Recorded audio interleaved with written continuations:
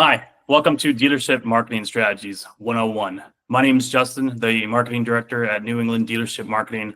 We created this video as a resource for dealership owners, dealer principals, CFOs of auto groups, GMs, marketing directors, basically anybody who works on the dealership side and has to oversee vendors, oversee marketing campaigns, and oversee all the different kinds of strategies, but might need a little bit of a 101 intro course or a little bit of a refresher.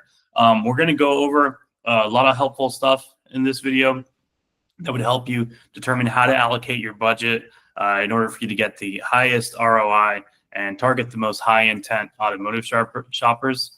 Some of the things that we'll be covering are going to be understanding high intent versus low intent in the sales funnel. We'll be covering the different kinds of vendors that there are in the automotive marketing space, some green flags, some red flags, how to get the most out of the management costs that you'll be paying. We're also going to do a quick overview on all the different kinds of strategies. So we'll talk about Google Ads. We'll talk about social media advertising, not to be confused with social media marketing, which we'll also talk about. We'll talk about SEO, and we will cover the third-party listing sites as well, such as Car Gurus and Cars.com. Some of the things we'll talk about in all these different sections are what to know, what to watch out for, what are some green flags, and what are some red flags. And then at the very end of this video, and probably the most important part, so if you guys end up fast forwarding, this would be something that I don't think would be, this would be something that I think you might want to skip to and watch the end of the video. But at the very end of the video, we'll also talk about the complete sales funnel in terms of where the digital marketing metrics from your agencies and your providers and all the different campaigns are, where those live, and to where they meet the dealership metrics and how you can monitor all these things in order to make sure that you truly are getting the most ROI for your dealership budgets, and how to monitor all these things so that way when something goes right, you know why. And then when something goes wrong, you can compare it to what things look like when things go right. And then you know how to fix this, and you know how to fix it quickly, and you know how to fix it efficiently. So let's go ahead and get started. If there's anything that I don't cover in this video, feel free to leave a like and a comment, and I'll either get to it in the comment section as quick as I can, or if it's a big deep dive, I'll do another video, and hopefully we can bring you back for that one and make sure that we add the value that you felt like you didn't see in this one.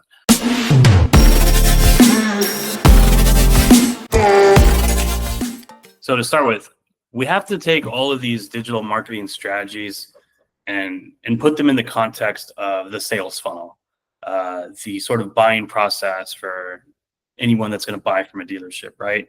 And it really starts with understanding high intent versus low intent when it comes to shopping. So high intent means ready to buy and actively looking to purchase. Mid intent is researching a purchase, and then low intent is either going to be that they're barely starting the purchase, or that they're already in market and maybe they are a little bit of the high intent, but you're advertising them to them at a place where they're not really focusing on the purchase right now. They're working on something else, and you're interrupting them with your ad. Right. And that's how you would have someone who would be in the, who might be a little bit of the like mid to low intent. They are in the buying process, but again, you're interrupting them. So you're taking them to a place where they're at low intent. Right. So an example would be, someone Googling dealership near me. That's high intent. But someone who's watching videos on TikTok, that's low intent. They're there to entertain themselves. They're not there to make a purchase. But again, someone who is on their phone and they're typing in dealership near me because they're on, they're about to drive to a dealership, that is a high intent shopper. So let's talk about vendors. And a little quick one about me. I've been in digital marketing for about 10 years. 6 years of that has been dealership client facing in an agency type setting. So I've come across a lot of different vendors. Obviously, I've been a vendor. I oversee vendors as part of my marketing director services here at New England Dealership Marketing. I've heard many stories about different vendors from my clients and from my network. These are some sort of insights I would give you from both my firsthand experience as well as anecdotal from my network, right? So to start with, when it comes to choosing the right vendor, it's not enough for them to be the best in the industry or have been around for a long time. They have to also apply their best towards your dealership.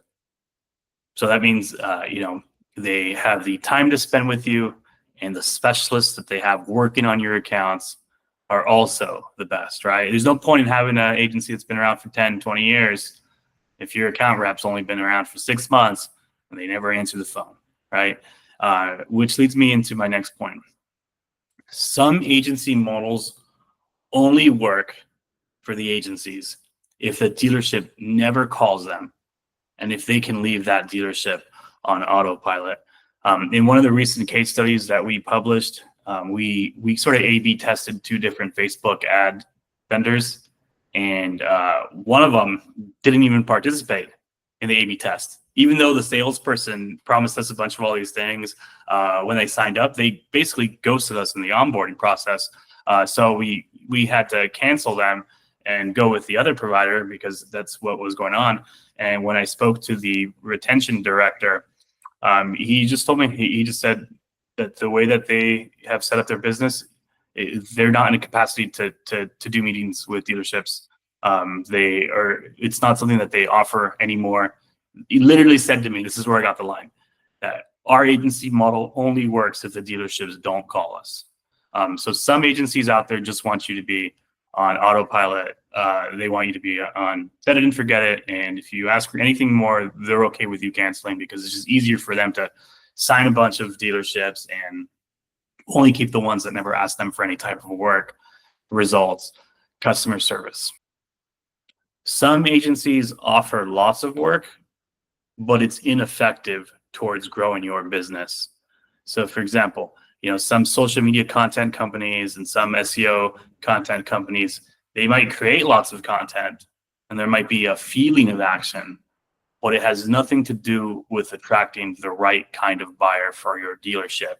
So in that case, and that means what you'll end up doing is you'll burn a lot of your time in these meetings, you'll burn a lot of your money, and then you'll also have the opportunity cost and what you lose, what you could have gotten when you weren't so focused on here, but just sort of spinning the wheels, but doing nothing to appear higher in Google search results or doing nothing to be appearing in searches for someone who is actively looking to buy a car, right?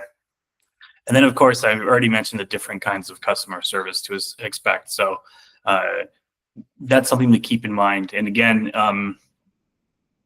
we've all heard the joke that, it's easy to get a hold of your salesperson until you sign a contract. In some cases, sometimes it is like that. And I think that the customer service aspect is something to pay attention to because it really is going to affect all of your marketing, right? Some general red flags about vendors is that if every time you talk to your rep, they're stressed out and they're really busy and they're just kind of seem to be rushing to get you off the phone, that means they also don't have time to work on your accounts on the back end, right? Some other general red flags about vendors, if every time you ask for some type of recommendation, they can really only recommend you do a budget increase, I'd say that's a red flag. Some green flags is people who can spend lots of time with you, people who make sure that you can who make sure that they can stay on the calls with you as long as possible. And then when they leave the call, they tell you the action items and they tell you the timeline as to when expected, and then they get that done. Another green flag is someone who tells you in advance what they're going to be working on and why. Red flag, let's say on the Google ad side, is people that just make changes and they never tell you anything about it, and all they want you to do is focus on the cost per lead. Another red flag is people who say lead, but they really mean VDP views or something that's not considered a phone call or a form submission. Something that's not considered a sales phone call and a form submission. A green flag would be somebody who when they make changes in real time and they let you know about it. And I'll get more into that in a little bit too, right? So Let's go ahead and talk about strategies. First one that I want to talk about is Google Ads. And let's talk about where that is in terms of high intent. And let's go through a couple of bullet points, right? So Google Ads is interesting because it's the highest intent of the ad platforms, but it can also be the mid intent, and it can also be the low intent. Paid search is typically high intent and mid intent when done properly. But on the display side and PMAX side and vehicle listings ads, those are usually mid to low intent. Google Ads is the most complicated ad platform. So some of the smaller agencies will be quicker to sell you on social media or SEO. Many of the highest intent leads can be found here, but it's also an extensive platform with lots of opportunities for wasted budget. You should not only use a vendor you trust. You should not only use a vendor you trust, but one who has the bandwidth and the time to really monitor and optimize your account. You don't want someone who seems rushed all the time or takes a really long time for basic items because it means they don't have enough free time to do what's right for your account. Google Ads isn't like, let's say, Facebook ads where you can just set it for the month and Facebook will do a lot of the optimization for you. Google Ads, it's a lot more complicated of a strategy. So you really need people that have time to do this, right? It's important to get updates often. Some PPC specialists will turn off campaigns that aren't working in order to improve their metrics, but they should be communicating that to you because they might turn off low performing model campaigns even if you have to sell those models. So for example, and this is a real life thing that I talk about all the time, we had a Google Ads specialist who turned off a Porsche Macan campaign because it was affecting their low cost per conversion. But the dealership also had 28 Porsche Macan in stock. They have to sell those Porsche Macan. So when the decision was made to turn off that campaign, it should have been communicated because there was a certain amount of budget that this dealership had that they wanted to focus on the Macan. They put it all on Google Ads, and then it turned out nothing was spent. Right. And these are the kinds of things that need to be communicated often, and they need to be on the same page because it should have been the dealership's decision if they wanted to chase the lowest cost per Google Ads lead or if they wanted to sell the vehicles that they have to sell.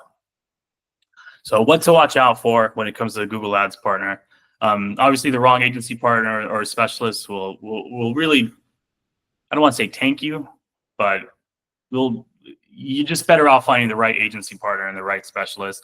You want to find out how they count leads, what they count as leads, what they're optimizing for, what their model campaign strategy is like, and you want to make sure that they set up the GA4 goal tracking and that they know how to read it. One of the vendors that we oversaw on behalf of one of our dealership clients, they didn't even have goal completion set up on Google Analytics sites, but they would constantly recommend these budget increases to the dealership.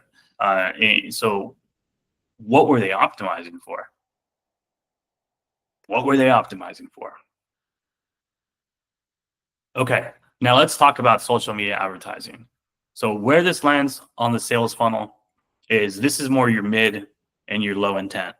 With the right targeting, you can target in-market shoppers or retarget on a VIN specific level, but ultimately people are on social media to scroll, to watch videos, and you're just interrupting them. So there's always a little bit of that lead quality when it comes to Facebook, and it's something that you have to really keep an eye on. It's easier to run Facebook ads and social media ads than it is to run Google ads. So a lot of agencies will push you harder on this, but it's because it's easier, and I think sometimes they're focusing on their own scalability, right? There's a big difference between ads, posting content, and posting to Facebook Marketplace. So a lot of times, especially on the independent dealership side, you might talk to dealerships and they'll say, oh, well, I'm already on Facebook, so I don't need to do anything on Facebook. But they're only posting content or they're only posting on Marketplace. It's really important that if you're going to, it's really important just to know the difference between social media advertising and Marketplace and organic posting. Many agencies that offer social media advertising services will also have you on a set it and forget it.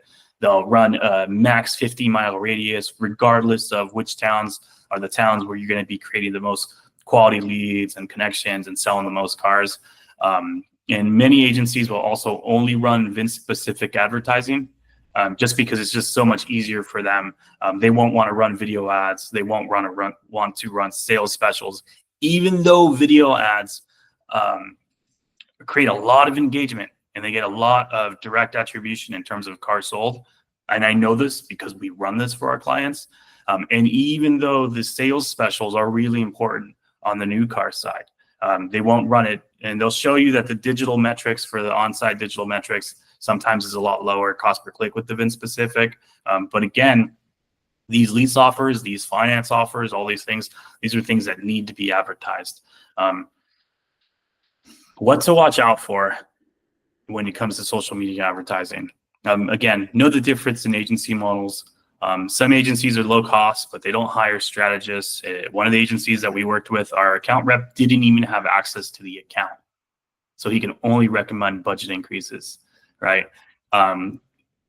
Social media advertising has lower quality leads.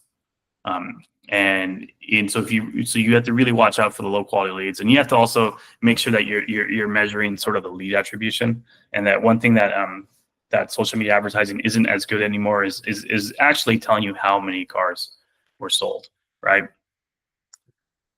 Something to watch out for with the social media advertising agencies, again, is not setting up any type of website tracking or measuring ROI in any meaningful way. They can only give you the on Facebook metrics, and then Facebook will just constantly keep re-optimizing, but it'll just re-optimize for Facebook's metrics with no real feedback as to how the dealership is selling cars.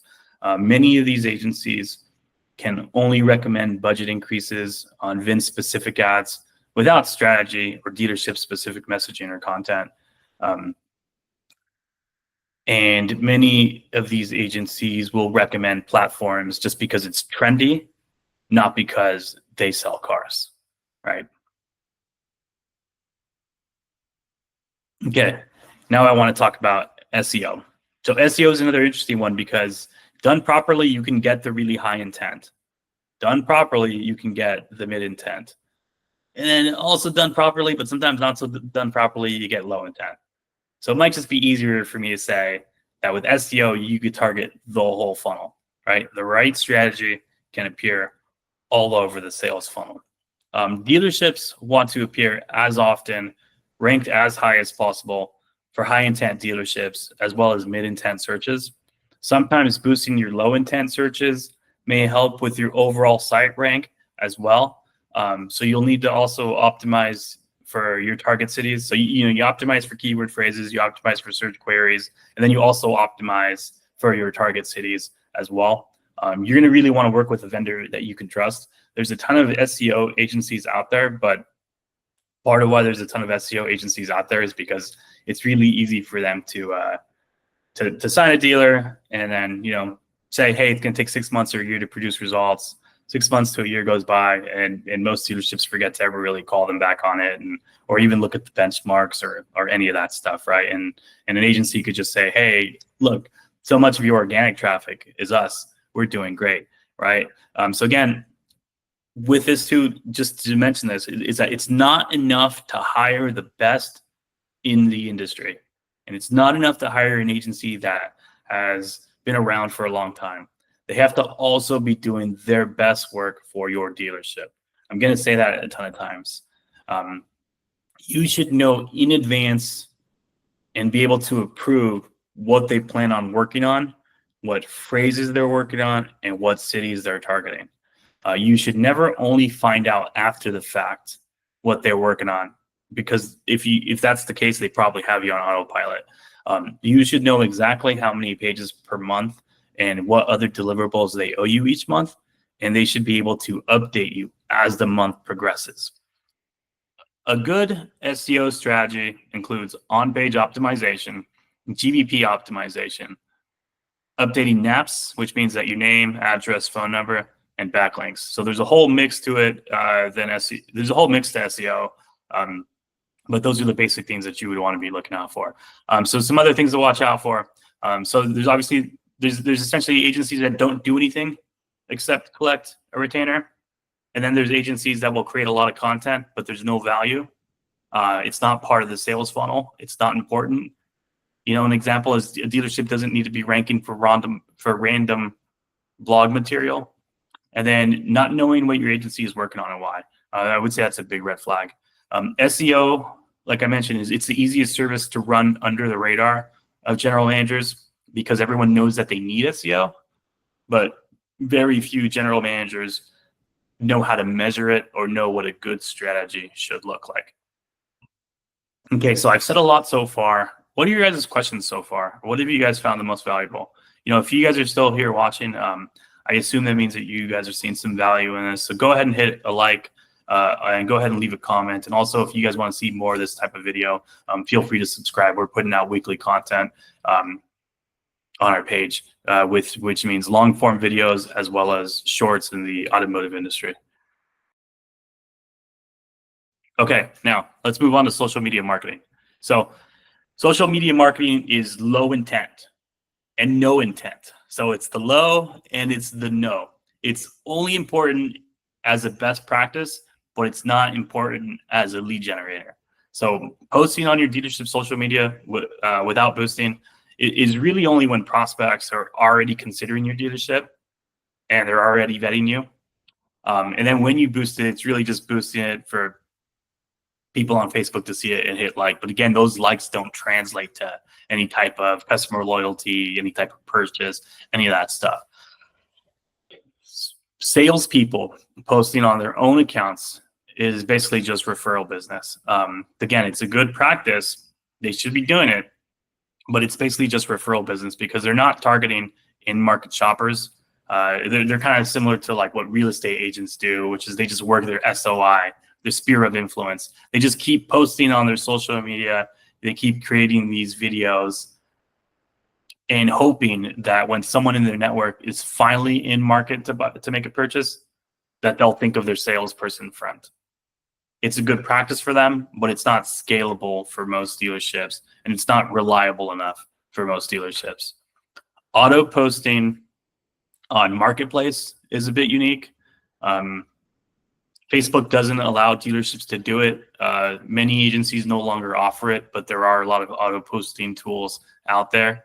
The ones that do, they make you post it from your personal page, and they auto post there. And then, yeah, it's probably a bit more high intent than posting on just your timeline, because, you know, now you're posting on a place where people are looking for cars, but it's generally never been on my radar. It's such a small amount. It's going to have such a small effect for a dealership, or for a franchise dealership, I should say, that I hardly discuss it. I don't even think about it. So I brought it up just to tell you that I'm not going to talk about it. I'm going to go ahead and move on. So what to watch for when it comes to your social media marketing agencies. So be mindful of your overall budget in comparison to your advertising and your SEO.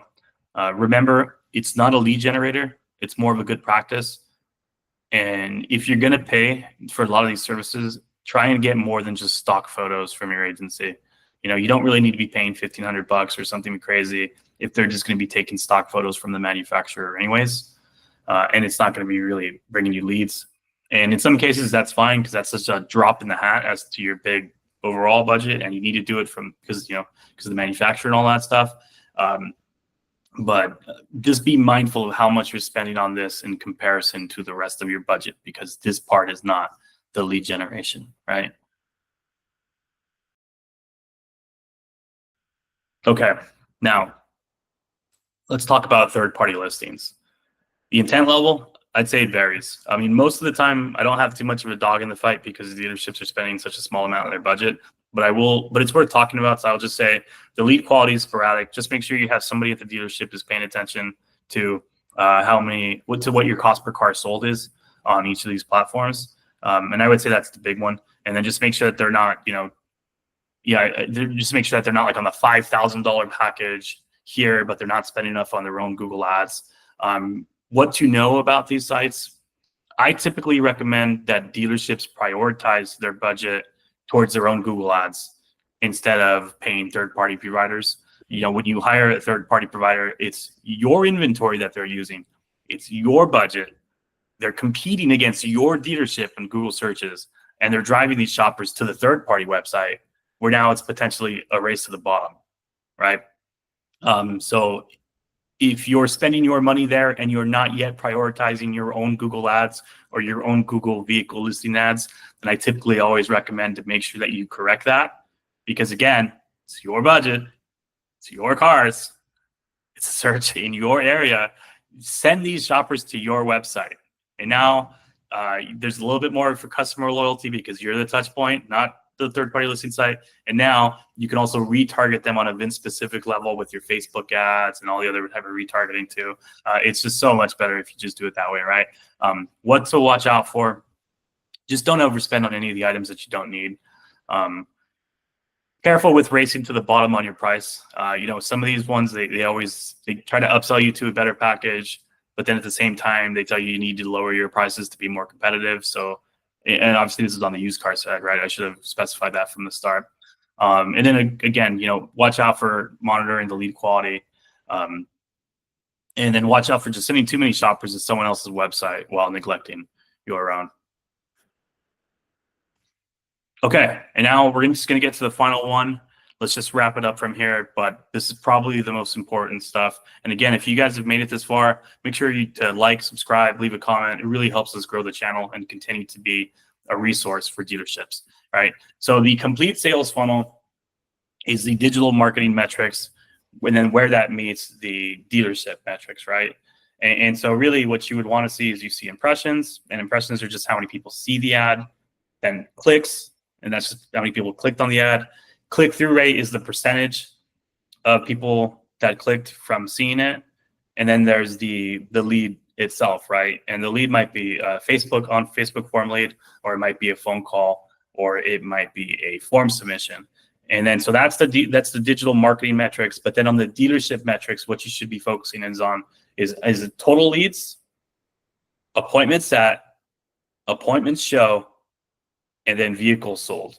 And you should be doing this for all the different channels. And as you get into your budgets and you would plan out your budget for the next month before the month starts, right? And you would do this with your vendors, you really should have an understanding of that sort of complete metric. Because again, you might have the highest lead volume from a specific lead source, but then you really got to measure, well, how is my appointment set? How is my appointment show? And how many of these are we closing? And then at the end of every month, you can also calculate your cost per car sold for each of these platforms.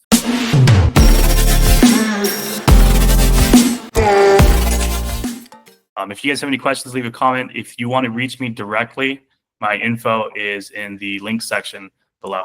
Thank you.